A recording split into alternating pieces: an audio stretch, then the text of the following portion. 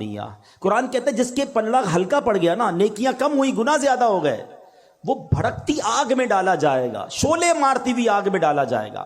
Try to understand. وہ جو balance sheet ہوگی نا، موسٹ کروشل بیلنس شیٹ ہوگی. There is no way to change the balance. اس دن کوئی طریقہ نہیں ہوگا.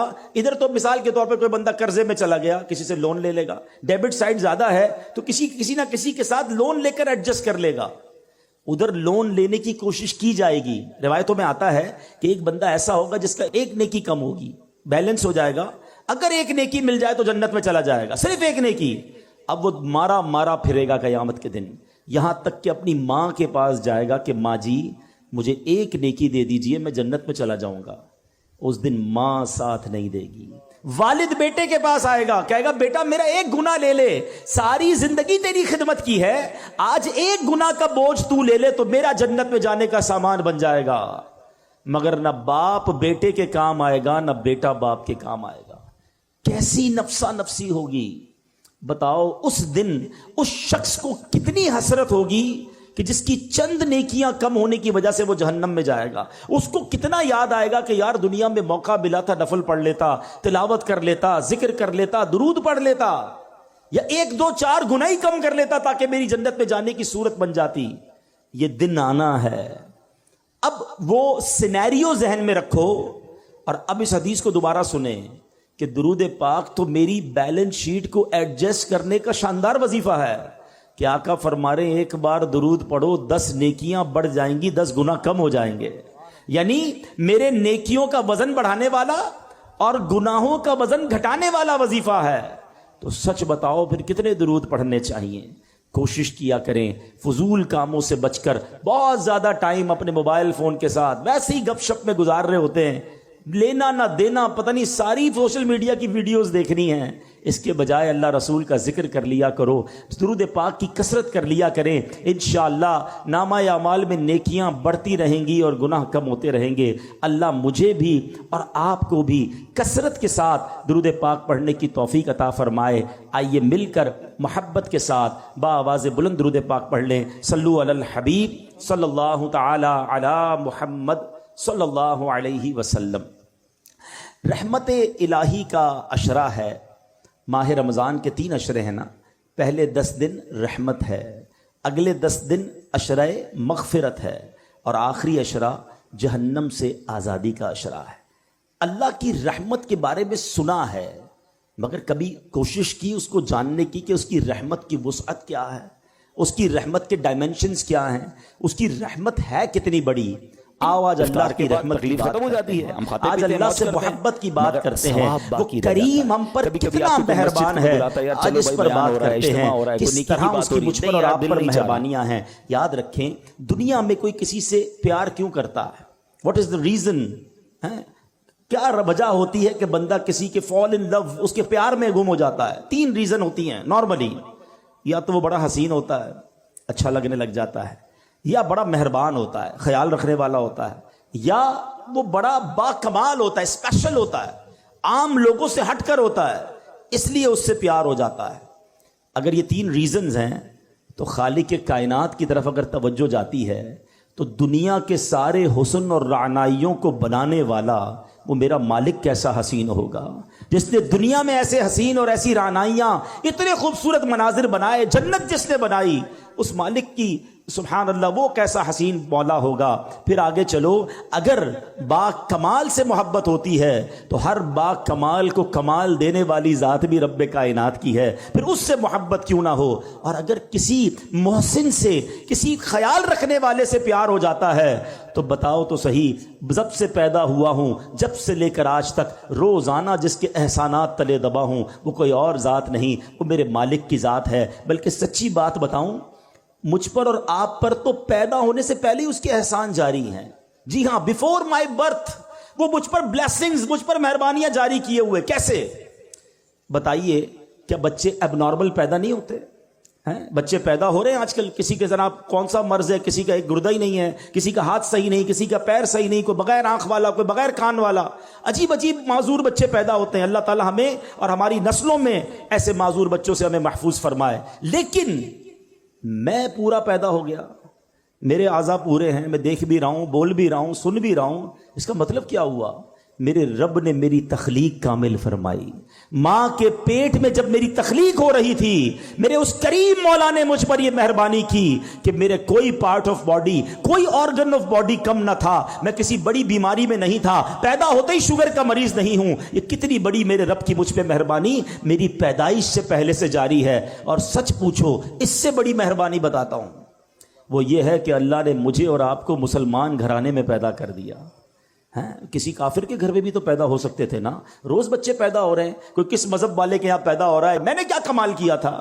میرا کیا ایسا کمال تھا کہ اللہ نے مجھے مسلمان گھرانے میں پیدا کیا؟ سب سے پہلی آواز جو میرے کانوں نے سنی وہ اللہ اکبر کی اذان سنی، کیونکہ جب میں پیدا ہوا مسلمان گھرانے میں تھا تو میرے کان میں اذان دی گئی۔ بتاؤ، یہ شروع سے مہربانیاں رب کی جاری ہیں۔ تو اگر کسی مہربان سے محبت کی جاتی ہے تو پھر اللہ سے سب سے زیادہ ہمیں محبت ہونی چاہیے۔ اور اب آؤ میں بتاتا ہوں وہ کریم رحمان کیسا ہے، وہ رحیم کیسا ہے، وہ رحمتیں کیسے برساتا ہے۔ اس کی رحمت یہ چاہتی ہے کہ میں اور آپ بخشے جائیں۔ روایتوں میں آتا ہے، حضرت ابو سعید خدری رضی اللہ تعالیٰ عنہ راوی ہیں اور نبی پاک علیہ الصلوۃ والسلام کی حدیث ہے۔ یہ واقعہ خود نبی پاک نے صحابہ کو سنایا کہ ایک شخص تھا بنی اسرائیل میں، اس نے 99 قتل کیے۔ حدیث پاک کا خلاصہ ہے 99 مرڈرز۔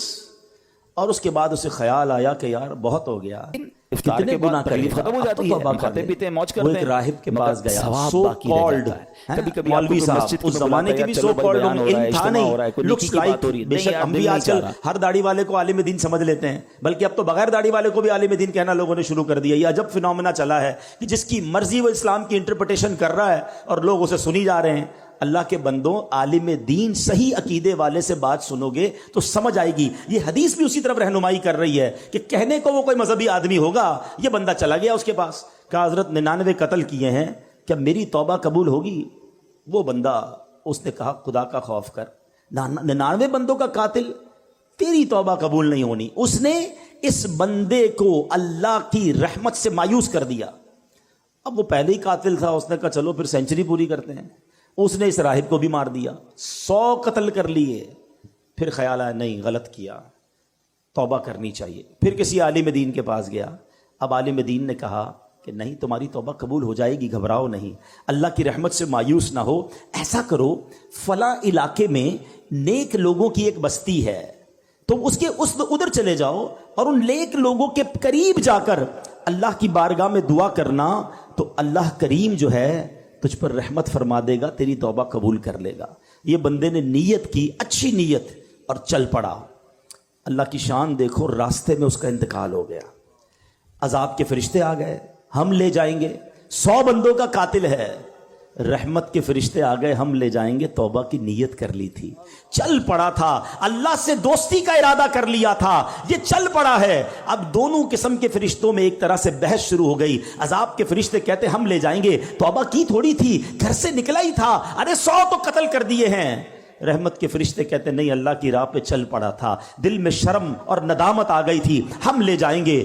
اب اللہ کی طرف سے ارشاد ہوتا ہے ایسا کرو، زمین کیلکولیٹ کرو، زمین کو ناپا جائے، اگر یہ بندہ اپنے گھر کے قریب ہے تو عذاب کے فرشتے لے جائیں، اگر یہ بندہ نیک لوگوں کی بستی کے قریب ہے تو رحمت کے فرشتے لے جائیں۔ اللہ اکبر، میں حدیث کے الفاظ سنا رہا ہوں۔ اب جب زمین ناپی گئی تو وہ بندہ نیک لوگوں کی بستی کے قریب نکلا۔ علماء کہتے ہیں یہ جو پلان تھا نا، اللہ کی قدرت کا پلان تھا، ایکچولی وہ دور تھا نیک لوگوں کی بستی کے، مگر رب کا حکم تھا کہ یہ بخشا جائے، اس کی منشا یہ تھی یہ بخشا جائے۔ وہ نیک لوگوں کی بستی اور اس کی لاش کے درمیان جو پلاٹ آف دا لینڈ تھی وہ سکویز ہوئی، وہ کم ہوئی اللہ کے حکم سے، اور جب ناپا گیا تو چند فٹ کے فاصلے سے وہ نیک لوگوں کی بستی کے قریب تھا، اسے رحمت کے فرشتے لے گئے، گویا اس کی بخشش ہو گئی۔ یہ ایک روایت بیان کرنے کے بعد میرے پیارے اسلامی بھائیوں کیا پتہ چل رہا ہے؟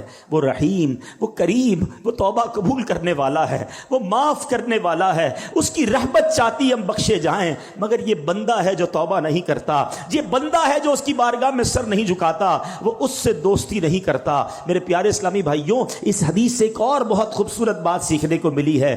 یہ حدیث پہلے سمجھیے گا، نبی پاک واقعہ سنا رہے ہیں صحابہ کو، اٹ مین سارا کانٹینٹ جو ہے وہ آتھرائزڈ ہے، سارا کانٹینٹ جو ہے وہ زبردست کلیئرڈ ہے، جبھی تو نبی پاک سنا رہے ہیں نا۔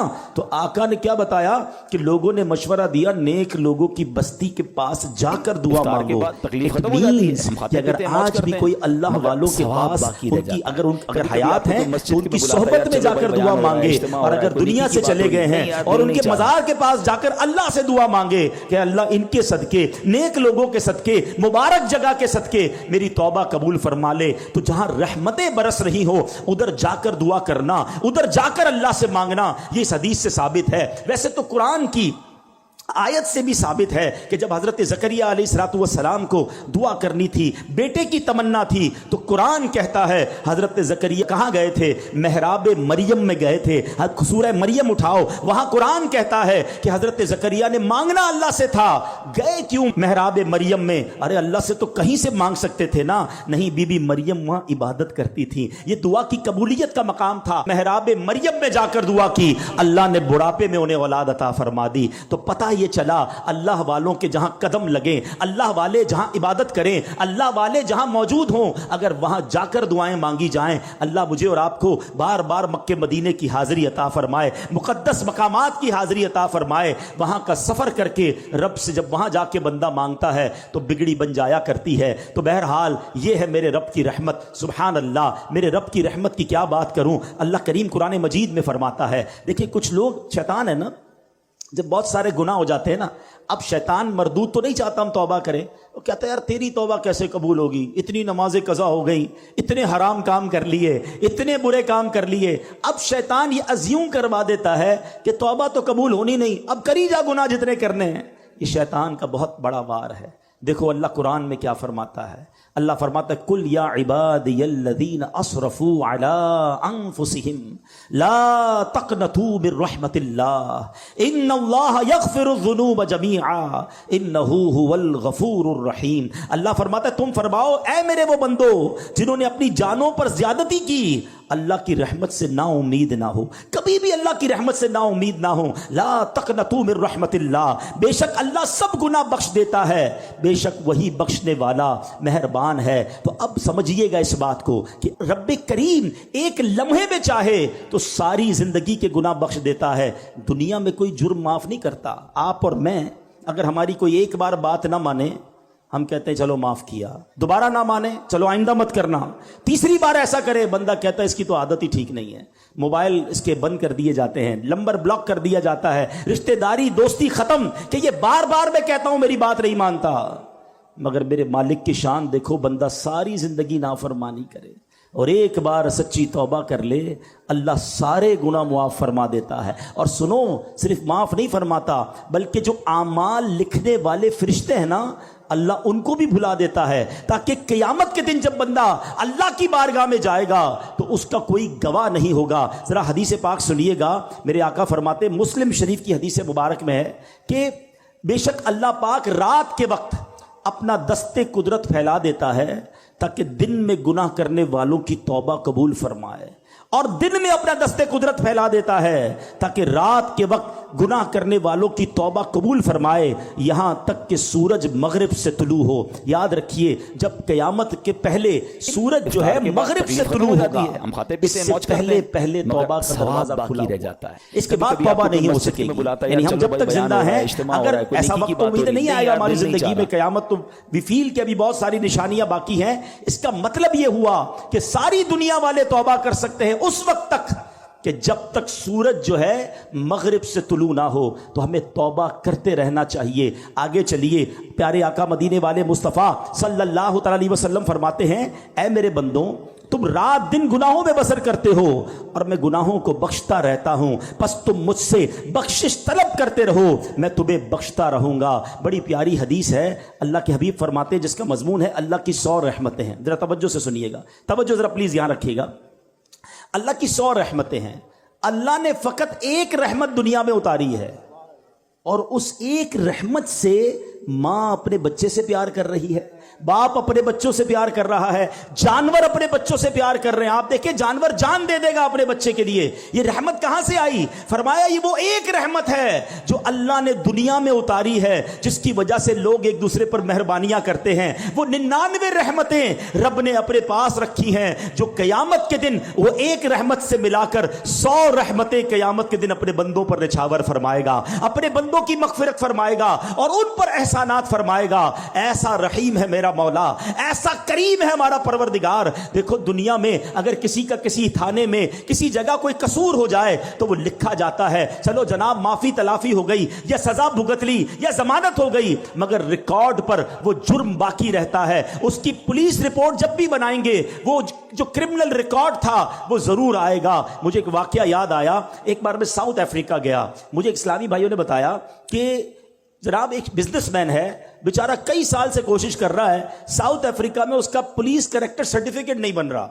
میں نے کہا یار یہ تو بہت بڑا آدمی ہے، کیوں نہیں بن رہا؟ کہ ایک اس سے غلطی ہو گئی تھی۔ اب سنیے گا غلطی کیا ہوئی۔ کہتا وہ ایک بار جنرل اسٹور میں گیا اور کولڈ ڈرنک وغیرہ یا کچھ سامان خریدا، سڈنلی اس کو کال آئی کہ اس کی والدہ آئی سی یو میں ہے، کوئی ایمرجنسی ہو گیا، ہاسپٹل لے کے گئے گھر والے۔ اس بیچارے کو سمجھ ہی کچھ نہیں آئی، سامان ہاتھ میں تھا اور وہ دوڑتا ہوا جنرل اسٹور سے باہر نکل گیا۔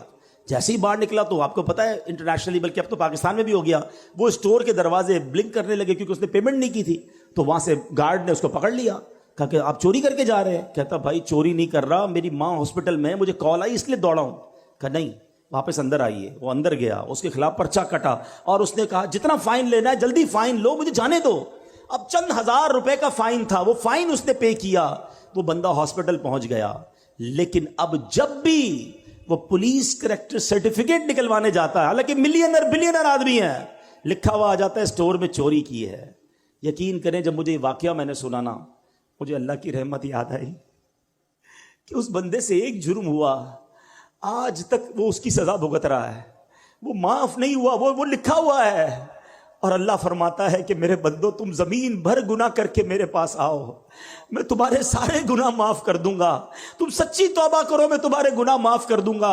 ارے وہ ڈیلیٹ کر دیتا ہے گناہوں کو، دنیا میں کوئی ڈیلیٹ نہیں کرتا۔ آج کسی کو ہماری بات بری لگ جائے، ہم 100 بار معافی مانگ لیں، مگر پھر بھی وہ دل میں رکھتا ہے یار تم نے ایک بار ایسا کیا تھا، تم نے میرے ساتھ یہ ظلم کیا تھا۔ ارے بھائی معافی مانگ چکا ہوں، لیکن لوگ دل سے نکالتے نہیں ہیں۔ مگر میں اس قریب کی بات کر رہا ہوں کہ جو میری خطاؤں کو معاف ایسے فرماتا ہے کہ پھر وہ اس کا کوئی گواہ بھی باقی نہیں بچتا۔ بلکہ آؤ کرم نوازی کی انتہا دیکھو، قرآن سنا رہا ہوں، اللہ فرماتا ہے کہ جب توبہ سچی کرتا ہے نا کوئی بندہ، اللہ فرماتا ہے الا من تاب وآمن وعمل عملا صالحا فاولئک یبدل اللہ سیئاتہم حسنات وکان اللہ غفورا رحیما۔ خدا کی قسم یہ آیت کا ترجمہ سنو، اللہ فرماتا ہے مگر جو توبہ کرے اور ایمان لائے اور اچھا کام کرے تو ایسوں کی برائیوں کو اللہ بھلائیوں سے بدل دے گا۔ اللہ بخشنے والا مہربان ہے، یعنی صرف گناہ معاف نہیں فرمائے گا، اللہ گناہوں کو نیکیوں سے بدل دیتا ہے۔ اونلی دیر آر 2 کنڈیشنز کہ توبہ کر لے اور اب اچھے کام کرے، اب برے کاموں کی طرف نہ جائے۔ سنو قیامت کا دن ہوگا، نبی پاک ایک حدیث صحابہ کو سنا رہے ہیں کہ گناہگار شخص، اللہ کی رحمت کی باتیں چل رہی تھی، رحمت کا شرح ہے نا، میں چاہتا ہوں آج رحمت الہی کی ہی باتیں کریں تاکہ اللہ سے محبت میں اضافہ ہو، اللہ کی محبت ہمارے دلوں میں کاش گھر کر جائے۔ پیارے آقا صحابہ کو ایک واقعہ سنا رہے ہیں، فرماتے ہیں حدیث کا خلاصہ ہے کہ ایک بندہ اللہ کی بارگاہ میں حاضر ہوا، اللہ فرمائے گا تو نے یہ گناہ کیے ہیں، اپنے گناہ بتا کون کون سے گناہ کیے ہیں۔ وہ بندہ ڈرتے ڈرتے ڈرتے اپنے صغیرہ گناہ بتائے گا، اپنے چھوٹے گناہ بتائے گا، وہ ڈر رہا ہوگا۔ اللہ فرمائے گا جا تیرے جتنے گناہ ہیں میں نے اتنے گناہوں کے بدلے تجھے اتنی نیکیاں دے دی ہیں، اتنی رحمت ہوگی اللہ کی۔ اب وہ بندہ کہے گا یا اللہ میرے تو بڑے بڑے گناہ بھی ہیں، وہ تو میں نے بتائے نہیں ہیں۔ یعنی اب اللہ کی رحمت پر ایسا مچل جائے گا کہ کہے گا مولا بڑے گناہ تو بتائے نہیں، یہ بھی گناہ ہیں۔ اللہ اکبر۔ میرے آقا یہ حدیث بیان کر کے اتنا مسکرائے کہ آپ کی داڑھیں ظاہر ہو گئی کہ جب اللہ کرم فرماتا ہے تو گناہوں کو نیکیوں سے بدل دیتا ہے۔ ارے اللہ کی کس کس رحمت کی بات کروں، اللہ کی کس کس کرم نوازی کی بات کروں۔ جب بندہ ایک بار سچی توبہ کرے وہ کیسے بخش دیتا ہے۔ حضرت موسیٰ علیہ الصلوۃ والسلام کے دور کا واقعہ، بارش نہیں ہو رہی تھی. حضرت موسیٰ علیہ السلام 70,000 لوگوں کو لے کر ایک میدان میں چلے گئے اور اب دعا کی جا رہی ہے کہ بارش ہو جائے. بڑی دیر ہو گئی, بارش نہ ہوئی. موسیٰ کلیم اللہ ہیں, اللہ سے عرض کی مولا بارش کیوں نہیں ہو رہی؟ ارشاد ہوا ہے موسیٰ اس مجمع میں ایک بندہ ہے جو 40 سال سے میری نافرمانی کر رہا ہے. اے موسیٰ جب تک وہ بندہ اس مجمع میں ہے بارش سے نہیں ہونا, اس کو نکالو اس مجمع سے. حضرت موسیٰ نے کہا اتنا بڑا مجمع میری آواز کیسے پہنچے گی؟ ارشاد ہوا موسیٰ آواز لگانا تمہارا کام ہے, پہنچانا ہمارا کام ہے. حضرت موسیٰ کھڑے ہو گئے, کہا اے وہ شخص جو 40 سال سے اللہ کو ناراض کر رہا ہے, تیری وجہ سے بارش نہیں ہو رہی ہے, اس مجمع سے نکل جا. اچھا وہ بندہ ریئلائز تو کر گیا کہ لگتا تو میں ہی ہوں, ہو سکتا ہے کوئی اور بھی ہو. وہ کھڑا ہو جائے. اس نے دائیں دیکھا بائیں دیکھا, کوئی نہیں کھڑا ہوا. اب پتہ اس بندے نے کیا کیا, کمال کیا. اس بندے نے اللہ سے بیٹھے بیٹھے عرض کی, کھڑا نہیں ہوا, کہا یا اللہ میں جانتا ہوں وہ بندہ تو میں ہی ہوں, مجرم تو میں ہی ہوں جس کی وجہ سے بارش نہیں ہو رہی ہے, مگر میرے مالک اگر آج میں کھڑا ہو گیا تو پورے شہر کو پتہ چل جائے گا کہ میں وہ گناہگار ہوں. اے اللہ سچی توبہ کرتا تکلیف ہوں, ختم ہو جاتی ہے, ہم کھاتے اب پیتے ہیں, موج تجھے کرتے ہیں, ناراض نہیں کروں گا, ثواب باقی کریم رہ معاف جاتا ہے. کر دے کبھی کبھی اور آپ کو مجھے کوئی مسجد ذلیل میں ہونے سے بلاتا ہے, بچا چلو دے. بھائی بیان ہو رہا ہے, اجتماع ہو رہا ہے, سنو کوئی کیا نیکی کی ہوا, بات ہو رہی ہے, نہیں یار دل تھوڑی نہیں چاہ دیر رہا. ہوئی, بادل آئے اور بارش برسنا شروع ہو گئی. حضرت موسیٰ نے کہا مولا بندہ تو کوئی نہیں نکلا, یا اللہ کھڑا تو کوئی نہیں ہوا, یہ بارش کیسے ہو گئی؟ ارشاد ہوتا ہے اے موسیٰ اس بندے نے مجھ سے دوستی کر لی ہے, اس بندے نے مجھ سے معافی مانگ لی ہے. اب سنو, حضرت موسیٰ کہتے ہیں مولا اب تو بتا دے وہ بندہ کون ہے, اب تو تیرا دوست بن گیا نا, اب تو میری ملاقات کرا دے. کیا شاندار جواب ملتا ہے. اللہ فرماتا ہے موسیٰ جب میرا دشمن تھا تب میں نے اس کے عیب چھپائے, اب تو میرا دوست ہو گیا, تجھے کیسے بتاؤں وہ کون تھا. یہ ہے میرا رب, ہمارے عیب چھپاتا ہے, ہم پر رحمتیں برساتا ہے. پنجابی شاعر کہتا ہے نا, ایک گناہ میرے ماں پیو ویکھن مینو عمری منہ نہ لاویں. ماں باپ کو بھی اگر ہماری کوئی بڑی خطا پل جائے تو لوگ گھر سے نکال دیتے ہیں. ایک گناہ میرے ماں پیو ویکھن مینو عمری منہ نہ لاویں, لکھ گناہ میرا مالک ویکھے وہ پھر بھی پردے پاوے. کتنے گناہ ہیں ہم جانتے ہیں اور رب جانتا ہے, مگر اللہ نے عزت دی ہے, اللہ ہمارے عیبوں کو چھپاتا ہے. لوگ ہم سے پیار کر رہے ہیں, انہیں نہیں پتا کہ ہمارے عیب کتنے ہیں. جو کریم دنیا میں عیب چھپا رہا ہے نا, اس کی رحمت سے امید ہے کہ وہ آخرت میں بھی عیب چھپائے گا. مگر دوستی تو کر لو نا اس سے, ناراض تو نہ کرو نا اسے. کیسا کیا, اچھا توبہ کے لیے نا کوئی بہت بڑی آپ کو گیدرنگ کی ضرورت نہیں ہے, بڑے اہتمام کی ضرورت نہیں ہے. جسٹ اے منٹ, ایک سچا کنیکشن ریکوائرڈ ہے, اور وہ کنیکشن جس دن ہو گیا وہ تمہارے سارے گناہ معاف فرما دے گا. ایک بار حضرت عمر فاروق کا دور ہے, ایک بندہ آپ کے سامنے آیا, ہاتھ میں اس کے شراب کی بوتل ہے. حضرت عمر فاروق نے اسے ریڈ ہینڈ دیکھ لیا, فرمایا کیا ہے تمہارے ہاتھ میں, کیا ہے؟ کہتا ہے حضور میرے پاس سرکہ ہے, حالانکہ شراب کی بوتل تھی. حضرت عمر نے کہا دکھاؤ. اب ذرا تھوڑا سا سینیریو سمجھیے گا, دو بندے آمنے سامنے کھڑے ہو, کتنی دیر لگے گی, کتنی سیکنڈز کی بات ہے نا, ود ان سیکنڈز. اس بندے نے اللہ سے عرض کی مولا آج بچا لے, عمر کے سامنے ذلیل ہونے سے بچا لے, میں وعدہ کرتا ہوں اب شراب نہیں پیوں گا. بس اس نے اس دل کی کیفیت سے پکارا اللہ کو, اور اب جب وہ بوتل اٹھا کر ڈرتے ڈرتے حضرت عمر کے ہاتھ میں دیتا ہے, وہ بوتل سرکہ بن چکی ہوتی. یہ ہے میرے مالک, یہ ہے وہ کریم جس سے میں محبت کی بات کر رہا ہوں. اتنا رحمت والا ہے کہ ایک بار پیارے آقا علیہ الصلوۃ والسلام نے صحابہ کرام کو رحمت الہی کے بارے میں بتا رہے تھے کہ ایک موقع پر ایک عورت کا بچہ بچھڑ گیا.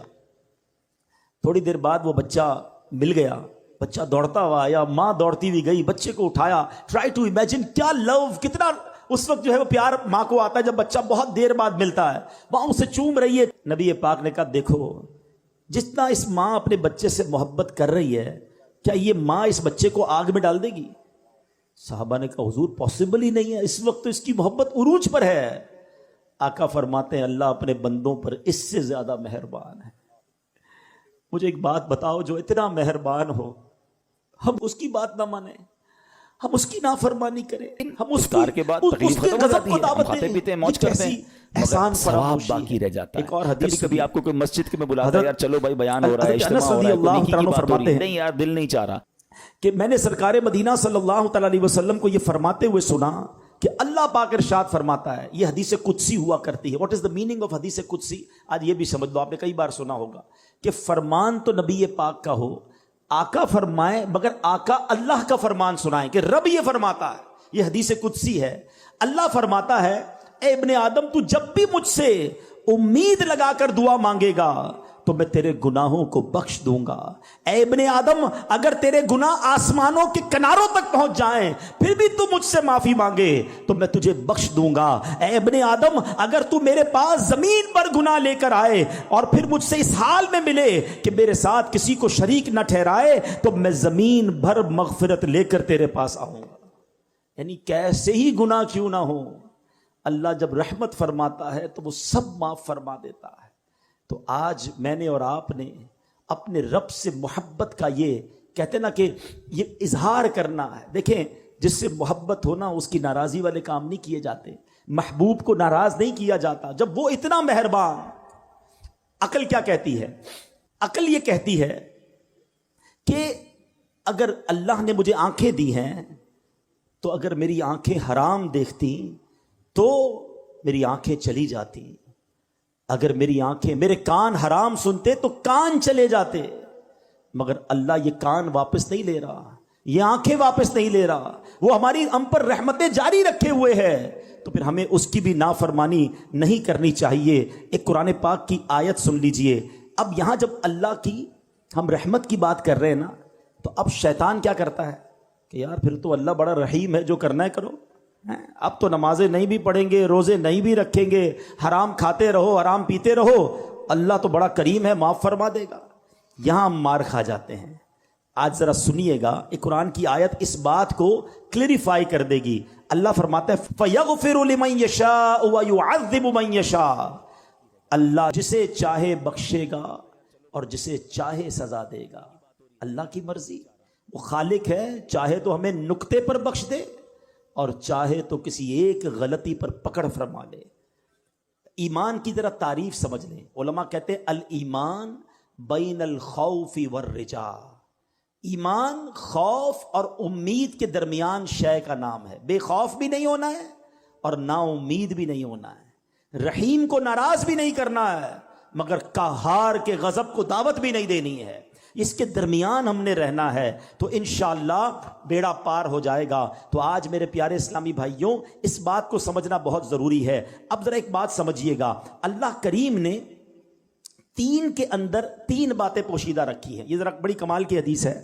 خلیفہ اعلیٰ حضرت فقیہ اعظم ابو یوسف محمد شریف محدث کوٹلوی نقل فرماتے ہیں, یہ ان کا قول ہے, اللہ پاک نے تین چیزوں کو پوشیدہ رکھا ہے.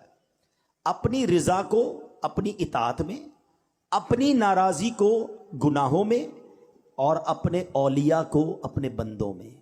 اس سے کیا سیکھنے کو ملا کہ کوئی بھی چھوٹی نیکی چھوٹی سمجھ کر چھوڑ نہ افطار دیں. کے بعد تکلیف ختم ہو جاتی ہے, ہم کھاتے پیتے ہیں, موج کرتے ہیں, حدیثوں میں یہ مگر مضمون ملتا ثواب باقی ہے رہ کہ جاتا ہے. پیاسے کتے کبھی کو کبھی آپ پانی کو کوئی پلانے مسجد والے میں کی بلاتا ہے, مغفرت یار ہو چلو بھائی بیان ہو رہا ہے, کسی اجتماع نے ہو رہا ہے, درخت کوئی نیکی راستے کی سے بات ہو ہٹا رہی ہے, دیا نہیں یا یار کوئی دل چیز نہیں ہٹا چاہ دی رہا. کہ راستہ کھلا ہو جائے, اللہ نے اس لیے مغفرت فرما دی. تو ہر نیکی آگے بڑھ کے کرنی چاہیے. اور سیکنڈلی بندہ کہتا ہے نا چھوٹا ہی گناہ کر لو یار, کیا پتا یہی گناہ ہماری پکڑ کا سبب بن جائے. یہ بھی روایتوں میں مضمون ملا کہ بندے نے کسی کا تنکا اٹھا لیا, اس کے لیے پکڑ کر دی گئی, تو وہ نقطہ نواز ہے. اور تیسری بات کہ اللہ نے اپنے اولیاء کو بندوں میں چھپا کر رکھا ہے. اس سے سمجھ یہ آتا ہے کہ ہر بندے کے ساتھ ادب سے پیش آئیں. ہمیں نہیں پتا کون اللہ کی بارگاہ میں کون سا مرتبہ رکھتا ہے. احادیث میں یہ مضمون ملتا ہے کہ کچھ پرا گندہ بال والے ایسے ہیں جن کو کوئی اپنی دعوت میں نہ بلائے, مگر وہ اگر اللہ کی بارگاہ میں قسم اٹھا لیں اللہ وہ قسم پوری فرماتا ہے. تو پتہ چلا کہ ہمیں نہیں معلوم کہ کون بندہ اللہ کی بارگاہ میں کیا مرتبہ رکھتا ہے. تو کسی کا دل نہ دکھائیں, کسی کو تکلیف نہ پہنچائیں, سب سے عزت سے پیش آئیں. تو بہرحال میرے پیارے اسلامی بھائیوں, آج اللہ کی رحمت کی بات ہوئی ہے نا, تو یہ نیت کر لو کہ انشاءاللہ اللہ کے غضب کو دعوت نہیں دیں گے اور اس کے فرما بردار بندے رہیں گے. آخری بات کر لیتا ہوں. سوچنے کا ایک طریقہ یہ ہے کہ یار گناہ کروں گا تو جہنم کا عذاب ملے گا, قبر میں کیڑے پڑ جائیں گے، ڈر لگتا ہے. ایک گناہ چھوڑنا خوف الہی کی وجہ سے ہے، وہ بھی ٹھیک ہے، مگر اعلیٰ درجہ پتہ کیا ہے؟ امام غزالی لکھتے ہیں کہ بندہ اللہ کی محبت کی وجہ سے گناہ نہ کرے کہ یار محبوب کو برا لگ جائے گا، میرے رب کی ناراضی ہو جائے گی، میں جو کر رہا ہوں یہ رب کی رضا نہیں ہے. خوف سے گناہ نہ کرنا اور ہے اور محبت میں گناہ نہ کرنا اور ہے. خوف سے نماز پڑھنا اور ہے اور محبت میں نماز پڑھنا اور ہے. خوف سے روزہ رکھنا اور ہے کہ یار نہیں رکھوں گا تو جہنم میں ڈال دیا جاؤں گا، اور محبت سے روزہ رکھنا اور ہے کہ میرے اللہ کو پسند ہے، میرے رب کا حکم ہے، میرے خالق کا حکم ہے. اس عبادت کا مزہ ہی اور ہے. تو اللہ کی محبت میں عبادت کرنا سیکھ جائیے. اور اب ایک بات اور یہ کرنی ہے کہ اب دیکھتے ہی دیکھتے رمضان ہمارے سے اب رخصت ہو رہا ہے. ابھی سے ایک دل میں کسک سی اٹھ رہی ہے کہ جناب مسجد آباد ہیں. اب دیکھیں وہ چہرے نظر آ رہے ہیں جو نارملی اس طرح کی محفلوں میں اتنی دیر تک نہیں بیٹھتے. کیا ہے یہ؟ اللہ سے محبت ہے نا. قرآن کی تلاوت ہو رہی ہے، تراویاں ہو رہی ہیں، گھر گھر ماشاءاللہ محفلیں سجی ہیں. لیکن کہتے ہیں ایک دل کے ایک چھوٹے سے کونے سے ایک آواز آ رہی ہے کہ یار رمضان جائے گا، اس کے بعد کیا ہوگا؟ کیا اس بار بھی ایسا کریں گے ہم؟ ہیں ہوتا کیا ہے اب تک جو ہوتا آیا ہے، انڈیلیبریٹلی ایک میسج دیا جاتا ہے. اور کتنا برا میسج ہے کہ اے شیطان، جب تک تو قید تھا نا اللہ کے بندے تھے، نماز پڑھ رہے تھے، اور جب تو رہا ہوا اب ہم تیری بات مانیں گے. یہ نہیں ہونا چاہیے. رحمت اللہ فرمائے اور بات ہم شیطان کی مانیں. اور دیکھیں یہ رمضان ایکچولی نیٹ پریکٹس ہے. چلو اسپورٹس مین کی زبان میں سمجھا دیتا ہوں کہ پہلے پریکٹس ہوتی ہے اور پھر مقابلہ ہوتا ہے نا. یہ پورا مہینہ پریکٹس کروائی گئی ہے شیطان کو بند کر کے کہ عبادت کر لو، گناہ چھوڑ دو، نیک اعمال کرو، تلاوت کرو. اور جیسے ہی مقابلہ شروع ہوا ایسا لگتا ہے پہلی بال پہ آؤٹ ہو جاتے ہیں. چاند رات کو عشاء کی نماز میں لوگ غائب ہو جاتے ہیں، عید کے دن فجر میں نمازی نہیں ہوتے. ارے بھائی پورا مہینہ نماز پڑھی تھی، اب کیا ہو گیا؟ کیا نماز صرف رمضان افطار کے بعد تکلیف ختم ہو جاتی ہے، ہم کھاتے پیتے ہیں، موج کرتے ہیں، مگر ثواب باقی رہ جاتا ہے. کبھی کبھی آپ کو کوئی مسجد میں بلاتا ہے، یار چلو بھائی بیان ہو رہا ہے، اجتماع ہو رہا ہے، کوئی نیکی کی بات ہو رہی ہے، نہیں یار دل نہیں چاہ رہا. ہم انشاءاللہ اب رمضان کے بعد بھی نمازی رہیں گے، ہم رمضان کے بعد بھی اس کے فرما بردار رہیں گے، ہم ماہ رمضان کے بعد بھی اس کی عبادت کریں گے. اور ماہ رمضان میں جہاں بہت سارے اچھے کام کرنے والے ہیں وہاں اللہ کے بندوں کے ساتھ اچھا برتاؤ کرنا، سخاوت کرنا، اللہ کی راہ میں خرچ کرنا، یہ بھی بہت بڑی نیکی ہے. تو رمضان میں خوب اللہ کی راہ میں خرچ کریں، اپنی زکوٰۃ پوری ادا کریں. یہاں ایک اور بھی جس کو کہے درد سا محسوس ہوتا ہے کہ جیسے جیسے ماشاءاللہ لوگوں کی ویلتھ بڑھتی جا رہی ہے، یہ اللہ کی مہربانی ہے. جب ہزاروں میں زکوٰۃ تھی، لاکھوں میں زکوٰۃ تھی، لوگ مزے سے دے رہے تھے، مگر جب اب کروڑوں میں زکوٰۃ آئی ہے تو اصل امتحان شروع اب ہوا ہے کہ جناب اب تو پراپرٹی کے ریٹ اتنے بڑھ گئے، گولڈ کے ریٹ بڑھ گئے، لوگوں کی جناب ویلتھ بڑھ گئی. اب جب کیلکولیٹر چلا رہے ہیں، او ہو 5 کروڑ روپے زکوٰۃ، 10 کروڑ روپے زکوٰۃ. اللہ کے بندے تجھے 10 کروڑ کی زکوٰۃ بری لگ رہی ہے، اللہ نے 4 ارب دیے ہیں تبھی 10 کروڑ زکوٰۃ بنی ہے نا. شکر ادا کر اور اپنی پوری زکوٰۃ ادا کریں. کبھی بھی ایسے اپنی زکوٰۃ کو بوجھ نہ سمجھیں. میں تو بار بار ایک دعا کرتا ہوں، اگر آپ کو اچھی لگتی ہے تو آپ بھی آمین کہہ دو کہ اللہ وہ مال نہ دینا کہ جس کی زکوٰۃ دل پر بھاری لگے. اے اللہ مال وہ دینا کہ خوش دلی کے ساتھ زکوٰۃ ادا کروں. اور زکوٰۃ ادا جب بھی کرے نا، چاہے زکوٰۃ ادا کرے چاہے خیرات دیں، سچ بات یہ ہے کہ سجدہ شکر بھی ادا کرے کہ اللہ تیری مہربانی، تو نے دینے والا بنایا، تو نے مانگنے والا نہیں بنایا. میری تو کوئی اوقات نہیں. کبھی سوچا آپ نے آپ کے آفس میں، آپ کے گھر پر آپ سے رابطہ کوئی شخص کرتا ہے کہ جناب بچہ بیمار ہے، علاج کے پیسے نہیں، کچھ زکوٰۃ دے دیں. بہن کی شادی ہے، جہیز کے پیسے نہیں، زکوٰۃ دے دیں. عید کے دن آ رہے ہیں، بچوں کے لیے کپڑے نہیں ہیں، زکوٰۃ دے دیں. اور آپ اسے 5-10 ہزار 25-50 ہزار دیتے ہیں. کبھی سوچا آپ نے آج اس کا فون آیا ہے، میں بھی تو اس کی جگہ ہو سکتا تھا، میں بھی تو کسی کو کہتا کہ میرے بچے بیمار ہیں، زکوٰۃ چاہیے، میرے بچوں کی شادی کرنی ہے، پیسے نہیں ہیں. میں نے کیا ایسی نیکی کی ہے؟ میں نے کون سا اتنا بڑا کمال کر لیا ہے کہ اللہ نے مجھے دینے والا بنایا، اسے مانگنے والا بنایا؟ خدا کی قسم یہ فقط رب کی مہربانی ہے جو اللہ نے مجھ پر اور آپ پر یہ احسان کیا ہے. تو آلویز جب بھی کوئی نیکی کریں، چاہے صدقہ کریں، خیرات کریں، چاہے آپ نماز پڑھ رہے ہیں، یہ نہ سمجھو میں نے کچھ کیا ہے، یہ صرف اللہ کی مہربانی ہے. ولا حول ولا قوت الا باللہ العلی العظیم. اللہ کا شکر ادا کر کے یہ کام کیا کرو، اللہ تمہیں اور عطا فرمائے گا. اور اپنی زکوٰۃ صدقات سب سے پہلے اپنے غریب رشتہ داروں کو دیں. ہاں یہاں ایک غلطی لوگ کر جاتے ہیں, یقیناً صدقہ اور خیرات اپنے غریب رشتہ داروں کو دینے کا زیادہ ثواب ہے, لیکن اس میں ثواب جب ملے گا جب وہ زکوٰۃ کے مستحق بھی ہوں. تو زکوٰۃ کے مستحق رشتہ دار ڈھونڈیں, ان کو دیں, آپ کو ثواب زیادہ ملے گا. اپنے قریب رفقا, آپ کے جاننے والوں میں اگر کوئی زکوٰۃ کا مستحق ہے پہلے اس کو دے. اور اس کے بعد میں ایک اپیل کرنا چاہوں گا کہ عاشقان رسول کی تحریک دعوت اسلامی جو دنیا بھر میں دین متین کی بڑی خدمت کر رہی ہے, تو اس بار اپنی زکوٰۃ جب آپ دیں تو دعوت اسلامی کا بھی ضرور خیال رکھیں. اور ایک اور بات کہنی تھی, اور وہ یہ ہے کہ فطرہ آپ نے دینا ہے. اچھا, فطرے میں ایک تھوڑی سی ہم سے یوں سمجھے کہ چوک ہو جاتی ہے کہ جب سے افطار کے بعد تکلیف ختم ہو جاتی ہے, ہم کھاتے پیتے ہیں, موج کرتے ہیں, مگر ثواب باقی رہ جاتا ہے. کبھی کبھی آپ کو کوئی مسجد میں بلاتا ہے, یار چلو بھائی بیان ہو رہا ہے, اجتماع ہو رہا ہے, کوئی نیکی کی بات ہو رہی ہے, نہیں یار دل نہیں چاہ رہا. گندم کا, کھجور کا اور کشمش کا فطرہ بھی بیان ہوا. اب یہاں نارملی وہ لوگ بیٹھے جن کو اللہ نے کروڑوں سے اچھی لائف دی ہے, اور ہم فطرہ آج کل گندم کا 170 روپے ہے, ہم وہ دیں گے. ایسا نہیں ہونا چاہیے. جب ہم اپنے لیے کپڑا خریدتے ہیں تو اچھے سے اچھا خریدتے ہیں, بچوں کے لیے چیزیں خریدتے ہیں تو مہنگی خریدتے ہیں. روزانہ کئی لوگ ہوں گے جو افطار میں اجوا کھجور افطار کر رہے ہیں, اور فطرہ دینا ہے تو وہ جناب سب سے سستا والا دینا ہے. ایکچولی یہ بھی اللہ کا ایک شکر ہے کہ اللہ تو نے مجھے کروڑوں سے اچھا بنایا, تو اب تیری راہ میں خرچ بھی میں اچھی کوالٹی کا کروں گا. تو جن کو اللہ نے نوازا ہے وہ بہترین کوالٹی کا فطرہ دیں, اور انشاءاللہ یہ بھی ایک شکرانے کا طریقہ ہے. اللہ تعالی ہم سب کو عمل کی توفیق دے.